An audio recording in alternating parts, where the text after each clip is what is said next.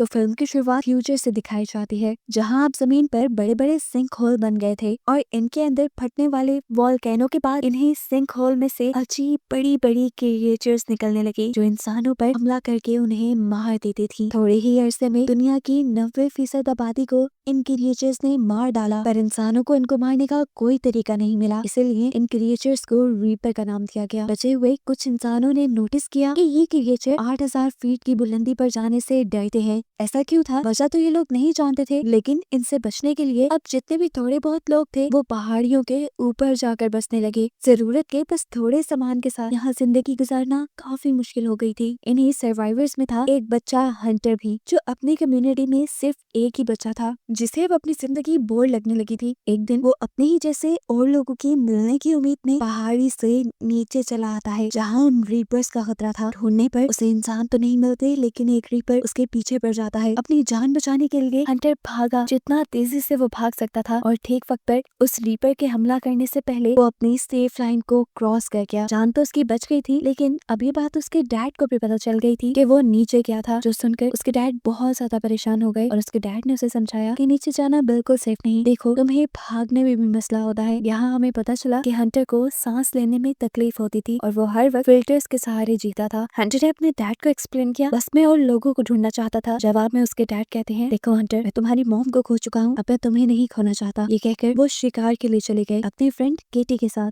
जहाँ शिकार पर भी वो अपने बेटे के लिए काफी उदास और परेशान थे। तब केटी उसे समझाते हैं, देखो वो एक बच्चा है और बच्चे हमेशा नई चीजों को जानने के लिए बेताब होते हैं, तो वे उसे थोड़ी स्पेस देनी चाहिए। ये लोग जब अपना शिकार लेकर वापस आ रहे थे तो रास्ते में इन्हें दिखाई देती है प्रोफेसर नीना। वो रीपर की शेल पर नई नई बुलेट्स बनाकर एक्सपेरिमेंट कर रही थी। कोई तो उनकी बनाई हुई बुलेट उन रीपर को मार सकती थी। 3 साल हो गए थे उन्हें इस एक्सपेरिमेंट को करते हुए, लेकिन अब तक वो नाकाम थी। रात होने पर देखने को मिला कि हंटर की तबीयत बुरी तरह बिगड़ गई, तो देखकर विल भी परेशान हो गया और फौरन उसने जाकर हंटर का फिल्टर चेंज किया, जिसके बाद उसकी तबीयत थोड़ी संभल गई। उसने देखा कि ये उसके पास लास्ट फिल्टर था और अब अगर उसे हंटर की जान बचानी थी तो उसे पहाड़ी से नीचे जाकर हॉस्पिटल से और फिल्टर्स लेकर आने थे। ये बात वो जानता था कि नीचे जाना बिल्कुल सेफ नहीं, लेकिन अपनी बेटे की जान बचाने के लिए उसके पास कोई दूसरी चॉइस भी नहीं थी। यही चीज वो जाकर प्रोफेसर नीना से डिस्कस करता है कि वो नीचे जाने वाला है और उसने नीचे जाने के लिए एक सेफ रोड भी ढूंढा है, लेकिन नीना को उसकी बात पे यकीन नहीं था, क्योंकि उसे लगता था कि नीचे कोई सेफ जोन नहीं। इसलिए वो उसकी मदद करने को इनकार कर देती है और विल अकेले ही जाने का फैसला करता है। कुछ वेपन्स लिए वो नीचे जाने के लिए तैयार ही था कि केटी भी उसके साथ आ गई, जो उसकी दोस्त थी।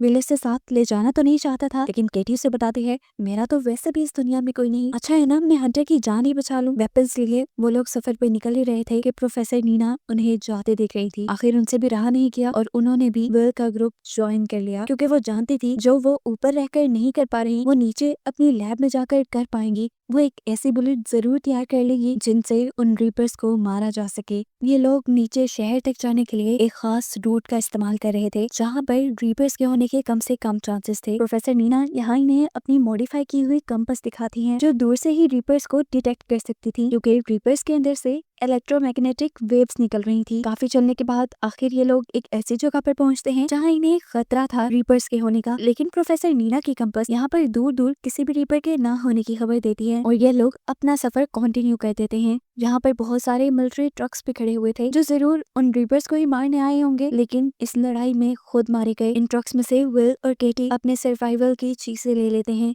यहाँ पर इन्हें बहुत सारे ग्रेनेड्स भी मिले थे, जिन्हें चलाना केटी जानती थी। उन्हें लग रहा था कि अब इन्हें ग्रेनेड्स के जरिए आगे का सफर आसान होने वाला है। प्रोफेसर नीना को यहीं पर रीपर का खोल भी मिलता है, यानी बॉडी का एक पार्ट, जिसे वो उठा लेती है और यहाँ से और सैंपल कलेक्ट करने लग जाती है, ताकि वो इन रीपर्स के बारे में पता चला सके और इनको खत्म करने का कोई रास्ता ढूंढ सके। यही बातों ही बातों में केटी प्रोफेसर नीना को बुरा भला कहने लग जाती है, क्योंकि उसे लगता था कि प्रोफेसर नीना की वजह से उसकी दोस्त और विल की वाइफ की डेथ हुई थी। इनकी लड़ाई इतनी बढ़ गई कि हाथापाई में बदल गई। अभी ये लोग इसी सब में थे कि अचानक उन्हें दूर से किसी रीपर के होने की आवाज सुनाई दी। आगे बढ़कर इन्होंने देखा ये कोई रीपर नहीं था, बल्कि यहाँ पर बहुत सारे घोड़े थे, और ये देखकर वो लोग हैरान हो गए कि रीपर्स जानवरों को नहीं मारते थे, वो तो सिर्फ इंसानों को मार रहे थे। ये लोग अब आगे चेयर लिफ्ट तक जाते हैं, जहाँ से इन्हें अपना अगला सफर कंप्लीट करना था। यहाँ आने पर प्रोफेसर नीना को अपनी कंपास से यहीं करीब एक रीपर के होने का एहसास होता है। ये लोग जब इर्द गिर्द देखते हैं तो उन्हें एक तरफ की तरफ हिलते दिखाई देते हैं, यानी मॉन्स्टर वही था। अगर इन्हें अपनी जान बचानी थी तो फौरन यहाँ से भागना था। विल और प्रोफेसर नीना बैठ जाते हैं चेयर लिफ्ट के अंदर, जबकि केटी इसकी पावर सप्लाई चलाने की ट्राई करती है। अब जैसे जैसे वो रीपर केटी के करीब आ रहा था, केटी घबरा रही थी। इसी घबराहट में वो रीपर के पास एक ग्रेनेड फेंक देती है, जिसकी वजह से वहाँ बहुत बड़ा धमाका तो हुआ, लेकिन रीपर को इस धमाके से कोई असर नहीं हुआ। ये लोग जल्दी से अपनी चेयर लिफ्ट ऑन करके उसे चला लेते हैं और दूसरी तरफ हमें दिखाया जाता है कि केटी टॉवर पे चढ़कर अब चेयर लिफ्ट के ऊपर चढ़ने की कोशिश में थी। वो टॉवर से जैसे ही चेयर लिफ्ट की तरफ जंप करती है तो बदकिस्मती से वो चेयर के ऊपर जंप नहीं कर पाई। वो गिरने ही वाली थी, लेकिन तभी उसे विल ने हाथ पकड़कर बचा लिया। लेकिन इस सब के बावजूद भी मुश्किलें हल नहीं हुई, क्योंकि रीपर अब बिल्कुल उनके पीछे आ चुका था और उनकी चेयर की केबल्स को बुरी तरह हिला रहा था, जिसकी वजह से इनकी चेयर लिफ्ट ही टूटकर नीचे गिर जाती है। और अब अपनी जान बचाने के लिए ये लोग वापसी का रास्ता अपना लेते हैं, यानी ऊंचाई की तरफ भागने लग जाते हैं जहाँ पर ये रीपर्स नहीं आ सकते थे। वापस आकर ये लोग अपने घरों को नहीं गए, क्योंकि वो काफी दूर था। ये लोग एक रेस्टोरेंट में रुके थे जहाँ पर ये तीनों बातें करने लगते हैं। प्रोफेसर नीना ने बताती हैं कि जब ये मॉन्स्टर्स इस दुनिया के अंदर आए थे, तब आते ही इन्होंने बिना सोए बिना रुके दुनिया के 95% लोगों को मार दिया, ऐसे जैसे ही इंसानों को ही मारने आए हों।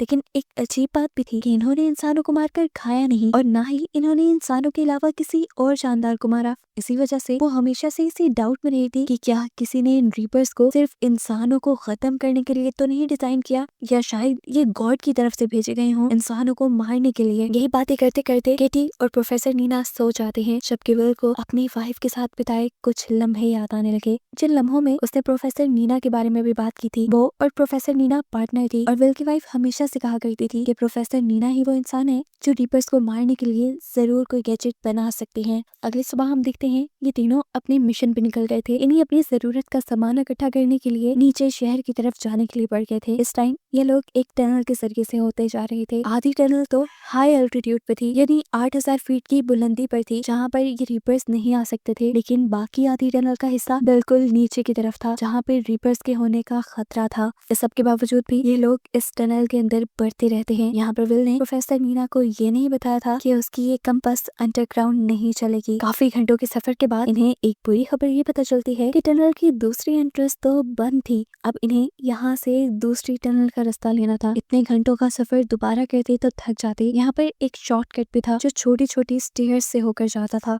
ये लोग उसे इस्तेमाल करने का डिसाइड करते हैं, लेकिन क्योंकि काफी अरसे से ये भी बंद थी तो यहाँ पर बहुत सी चिमगादड़ें थी, बैट्स थी जो इनके ऊपर हमला करती हैं, लेकिन ये लोग बच जाते हैं। फाइनली अब ये लोग एक दूसरी टनल में तो पहुंच जाते हैं, लेकिन यहाँ पर आना इनके लिए बिल्कुल भी अच्छा साबित नहीं हुआ, क्योंकि यहाँ पर पहले से ही एक रीपर मौजूद था जो जैसे बस इनका इंतजार ही कर रहा था। ये लोग जल्दी से अपने हेड्स पे लगी हुई लाइट को कवर कर चुके थे ताकि रीपर इन्हें सेंस ना कर पाए, लेकिन फिर भी रीपर ने इन्हें सेंस कर लिया था, जिससे बचने के लिए ये लोग अब टनल की दूसरी तरफ से भागने लग जाते हैं। और भागते हुए आगे आके थोड़ी ही दूरी पर केटी ने एक ग्रेनेड भी ब्लास्ट कर दिया था, जिससे वो जानती थी कि रीपर तो नहीं मरेगा, लेकिन हाँ उसकी स्पीड थोड़ी कम हो जाएगी उन तक पहुंचने की। और ऐसा करने में वो कुछ % कामयाब हो भी गई थी, लेकिन अब भी रीपर उनके पीछे पीछे था। इसमें इत्पा पीछे मुड़कर विल भी उनके ऊपर गोलियां चलाकर उन्हें रोकने की कोशिश करता है, लेकिन कोई भी गोली रीपर के ऊपर असर नहीं कर रही थी। किस्मत इनकी अच्छी थी कि इन्हें इसी टनल के अंदर एक छोटा सा और गार मिल गया, जिसके अंदर ये तीनों चले जाते हैं। इसी गार के अंदर रीपर भी अपनी जलती हुई टेल को इनके मुंह के बिल्कुल करीब कर लेता है, जिससे इनके सांस खुश्क हो गए थे। लेकिन विल ने यहाँ पर भी सेहाना दिखाई और माचिस जलाकर दूसरी तरफ फेंक दी, जिससे रीपर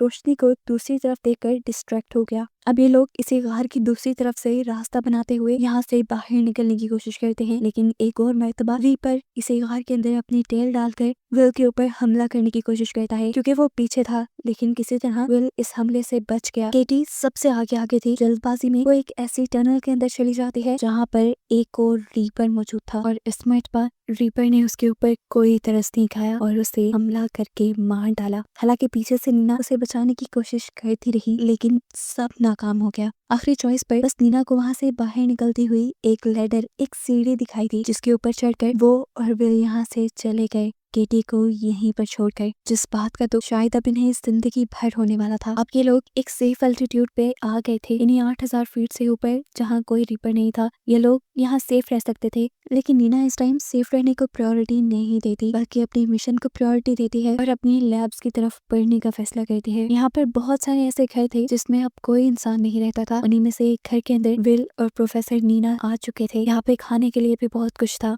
नीना दोनों के लिए खाना बना दिया है और यहाँ बैठकर विल को हंटर की याद आ जाती है। उसे ये खाना बहुत पसंद था, लेकिन उनके शहर में ये सादा सा खाना भी नायाब हो गया था। फिर अब नीना विल को एक्सप्लेन करती है कि कैसे वो डिफरेंट केमिकल्स के मिक्सचर से एक ऐसी बुलेट तैयार कर सकती है जो उन रीपर्स को मार सकता है। नीना को लग रहा था कि इनके अंदर कोई मैग्नेटिक पावर जरूर है और एक खास केमिकल कॉम्बिनेशन की मदद से ये लोग उनके अंदर के ही इलेक्ट्रोमैग्नेटिक चार्ज को किसी बॉम्ब की तरह डिस्ट्रॉय कर सकते थे, जिससे उन रीपर्स के मर जाने का 90% तक चांस है। विल को उसकी बातों पे बिल्कुल यकीन नहीं था और अब विल को तो इस बात पे भी यकीन नहीं आ रहा था कि नीना की फ्रेंड यानी विल की वाइफ वो नीना की इस थ्योरी पे बिलीव करती थी। खैर अगले दिन ये लोग लैब की तरफ बढ़ जाते हैं। पहला स्टॉप यहाँ पर विल ने एक हॉस्पिटल के पास किया था, जहाँ से उसे हंटर की मेडिसिन और फिल्टर्स लेने थे। गन लिए वो आगे बढ़े थे क्योंकि जानते थे कहीं ना कहीं से इनका सामना रीपर से हो सकता है, लेकिन अभी तक प्रोफेसर नीना की कंपस ने इन्हें किसी भी मॉन्स्टर के यहाँ होने का इशारा नहीं दिया था। फाइनली विल को भी हंटर की मेडिसिन मिल जाती है, जिसका वो स्टॉक अपने बैग में रख लेता है जितना वो रख सकता था। इसके बाद ये लोग तेजी से यहाँ से भागने वाले थे, लेकिन तभी उन्हें एहसास हुआ कि इस हॉस्पिटल के अंदर कोई रीपर छुपा हुआ है, जिसे नीना के कंपस ने डिटेक्ट इसलिए नहीं किया था क्योंकि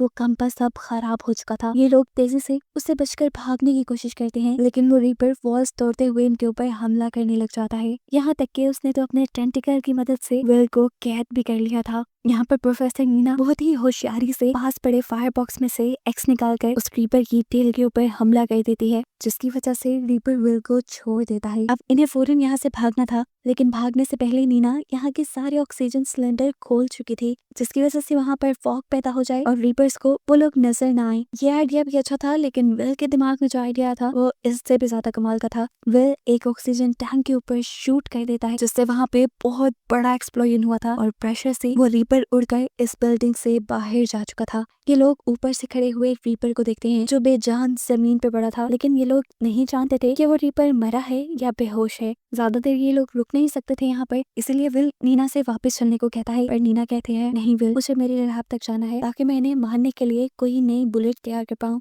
विल नीना की बात मान जाता है और ये लोग ट्रक में ही बैठकर लैब के लिए निकल जाते हैं और इनके यहाँ से जाते ही हमें दिखाया गया कि वो रीपर दोबारा होश में आ चुका था। इधर लैब में आते ही नीना अपना काम शुरू कर चुकी थी, जबकि विल इस लैब को विजिट कर रहा था, जहाँ पर उसे प्रोफेसर नीना की फैमिली पिक्चर भी दिखाई दी। ये देखकर वो शॉक रह गया कि नीना की एक फैमिली भी थी, क्योंकि उसने कभी अपनी फैमिली के बारे में कुछ डिस्कस नहीं किया था। ये सवाल करते ही नीना की भी आंखों से आंसू निकलने लगे और उसने बताया कि जिस दिन पहली मर्तबा रीपर्स ने दुनिया पर हमला किया था, उस दिन मैं लैब में ही थी। मेरी फैमिली मुझे बुलाती रह गई, लेकिन मैंने लैब में रहने का फैसला किया और मेरी ही वजह से मेरी फैमिली मर गई और आज मैं जिंदा हूँ। ये सुनकर फिल भी काफी इमोशनल हो जाता है। नीना दोबारा बात कंटिन्यू करती है और कहती है, बस वो दिन था और आज का दिन मैंने इन रीपर्स से बदला लेने की ठान ली थी और देख लेना मैं उनसे अपनी फैमिली का बदला जरूर लूंगी। खैर ये बात करने के बाद नीना पीछे मुड़कर एक बुलेट शूट करती है रीपर के स्केल पर, लेकिन स्केल को अभी भी कुछ नहीं होता, जिसका मतलब था कि अभी उसकी बुलेट कंप्लीट नहीं हुई। ये देखकर वो विल से कहती है, तुम जाओ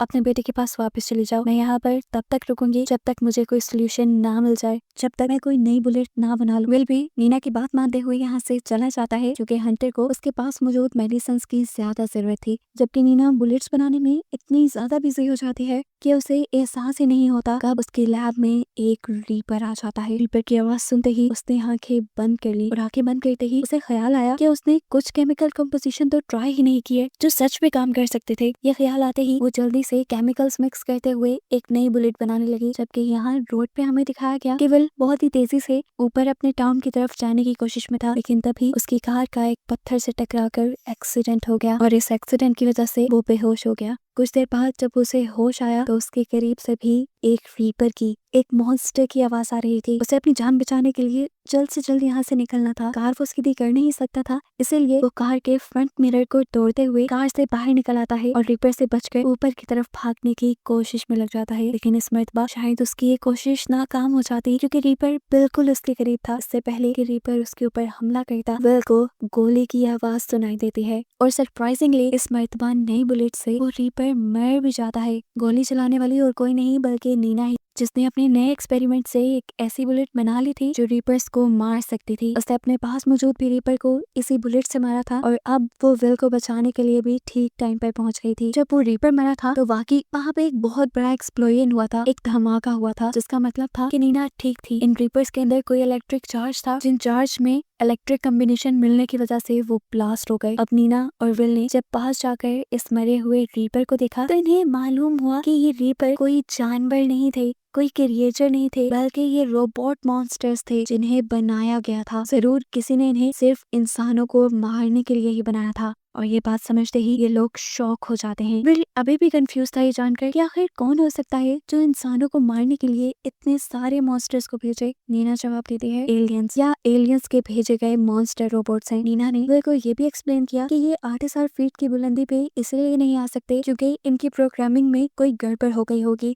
जिसकी वजह से हाई अल्टीट्यूड पे ये लोग फंक्शन नहीं कर पाते होंगे। फाइनली नीना अपनी बनाई हुई बुलेट से अपने रास्ते में आने वाले सारे रीपर्स को मारते हुए पहुंच जाती है अपने कैंप तक, जहां आज वो बहुत ज्यादा खुश थी क्योंकि उसने अपने दुश्मनों को मारने के लिए एक रास्ता खोज लिया था। वो यहाँ अपना एक पायरेट फ्लैग रेस कहती है, जिससे सभी लोगों को पता चल जाता है कि उन लोगों ने रीपर्स को मारने का कोई तरीका निकाल लिया है। सभी सर्वाइवर्स रीपर्स के साथ उनकी इस जंग के लिए तैयारी में लग जाते हैं और नीना के बताए फॉर्मूला से बहुत सारी बुलेट्स बनाते हैं, जिसमें से एक बुलेट पर इन्होंने केटी का नाम लिखा था क्योंकि नीना को लैब तक ले जाने की करेज कहीं ना कहीं उसे केटी नहीं दी थी, इसीलिए इसका क्रेडिट केटी को तो जाता ही था। बहुत सारी बुलेट्स बनाने के बाद ये सर्वाइवर्स अब रीपर्स के साथ अपनी जंग में लग जाते हैं और जितना हो सकता था ये लोग रीपर्स को मारते हुए अपनी जगह को वापस लेना शुरू कर देते हैं। जबकि यहाँ दिखाया जाता है कि नीना अभी तक उस रीपर की बॉडी को स्टडी कर रही थी जहाँ पर आज उससे मिलने के लिए दिल भी आया। ये लोग टेलीस्कोप लगाए आसमान की तरफ देख रहे थे,